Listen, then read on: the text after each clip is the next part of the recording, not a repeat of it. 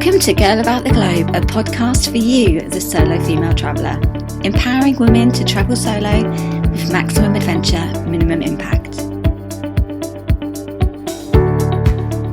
Welcome to the Girl About the Globe podcast. Today I'm talking about travel myths. Stay tuned.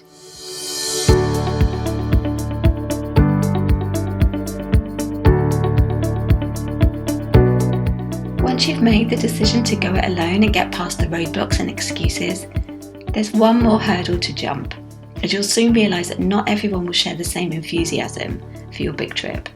You may encounter statements such as, "Aren't you too old? Aren't you scared? How can you afford that? I wouldn't go there if I were you."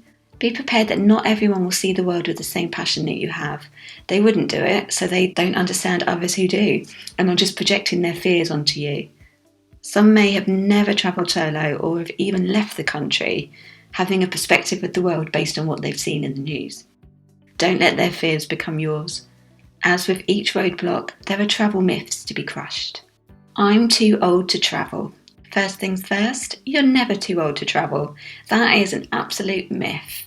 Whether you're in your 20s, 30s, 40s, 50s, 60s, 70s, 80s, 90s, travel is ageless. I've met people on the road who are 60 plus.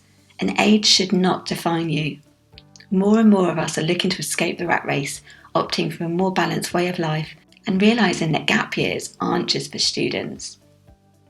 Travelling in your 20s obviously may have a different purpose than a soul-searching trip in your later years, but there is something out there for everyone, whether it's culture, cuisine, wellness travel, or just wanting to let your hair down and go wild in some coastal resort. The travel industry really does cater to everybody's needs. And if you don't have a desire to hang out with 20-year-old partygoers, then just avoid those kinds of hostels and stay in hotels or homestays instead. Tour buses may be great for youngsters, but if you prefer a maturer crowd, then a coach trip could be more suitable. Look for tours that fit in with your interests rather than your age. You'll soon find that age on the road doesn't really exist. It's what you are like that matters. Travel's too expensive. Travel is as expensive as you want it to be. If you pick expensive countries or regions such as Western Europe, stay in 5-star hotels and eat out every night, then yes, it is expensive, and you'll soon find that your money won't go very far. Fast travel will eat into your budget, as you want to experience every country and see as much as possible in a short amount of time. If you're going to be away for longer than a few weeks, consider picking up some work to supplement your travel funds. Visas permitting, of course. It's not uncommon to see people travelling on a one-way flight and earning enough money when they're out there to buy a flight back home again. You could fruit pick, work in a hostel or on an organic farm in exchange for accommodation, or if you need an actual income, then consider teaching English. There are plenty of opportunities. The world is a scary place. Is it? Crime can happen anywhere. Admittedly, some countries are much safer than others. But if you listen to locals and avoid the places they advise not to go to, then travel will be no more scary than your own capital city. Crimes can happen, especially in poorer countries, but pickpocketing is so widespread that it can happen almost anywhere. The best way to minimise any trouble is to avoid wearing designer clothes, expensive watches or jewellery. Then you'll adapt more to your surroundings and be less of a target. Tourism plays a huge part in the income of many countries. And if the police can avoid tourist-related crimes, they generally do. Negative press will only damage their reputation and possibly their livelihoods, which many people depend on.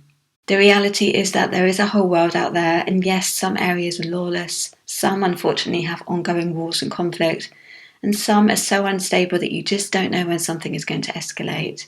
But for every area that is out of bounds, there are dozens more which aren't.